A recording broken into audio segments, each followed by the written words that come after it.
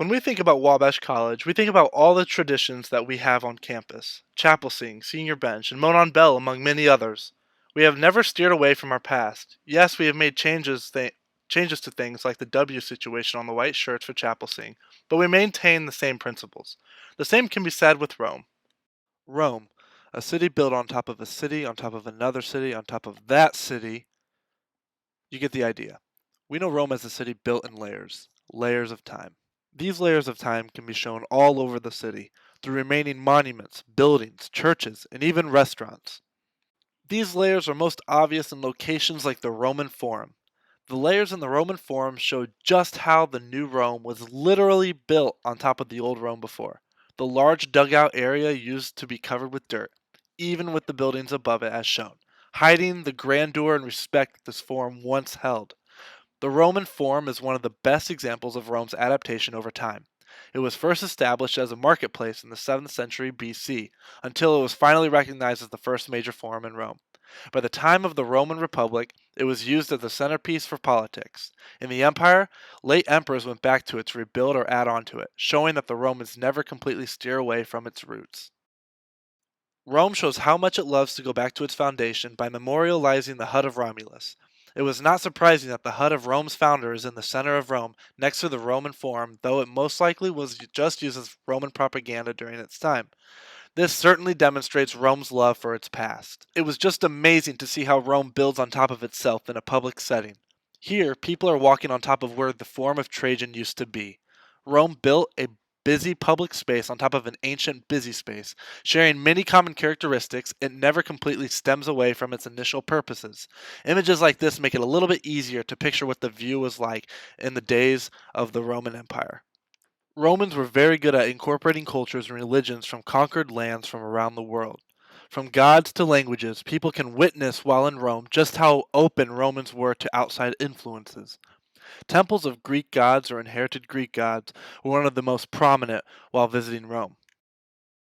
One thing you learn while in Rome is how much Romans love their art, especially Greek art. Romans loved Greek art so much that they built copies of their art for individual displays or public places. Art was a way for Roman emperors to display their prowess as the leaders of Rome. Some even went as far as to deify themselves as the gods they worshipped. The ancient Roman emperor Commodus is one example of a powerful Roman going back to Greek art and portraying himself as Hercules, a Greek hero.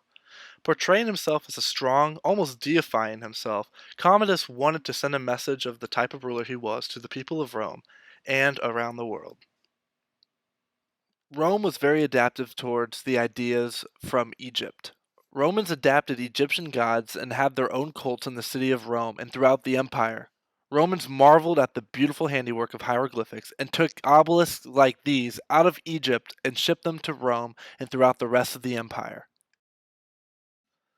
As you walk around Rome, it is not surprising to see how Romans adapted and transformed structures for specific needs throughout time. You can see some remnants of fortification from medieval times, such as the forts or the fortified walls surrounding the city. The Romans not only transformed buildings for military purposes, but also religious purposes. Walking through Rome, it feels that every corner contains a church. These churches are unique because they are usually renovated structures from the classical era of Rome. It was not surprising that churches were built in the sacred areas from the Roman Republic or Empire. Either building either using building materials or using the building itself, popes created the vast majority of churches with the help of the pagans. It shows how not only were Romans building new things on top of old, but taking parts of the old to make the new. From old public baths to pagan temples, these structures survive today due to their change of purpose. One prime example of this transformation is that of the Pantheon. Believed to originally be some Roman temple, Pope Boniface IV would later renovate it into a Christian church. You can see the beautiful ancient architecture inside of it. The monument to Gregory XIII in St. Peter's is also another example of taking tradition and adding on to it. At the base of Gregory are two figures representing knowledge and religion.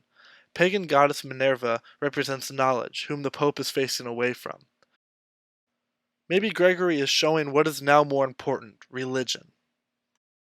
Romans during the Renaissance era painted figures from ancient Rome and Greece, never moving away from its past.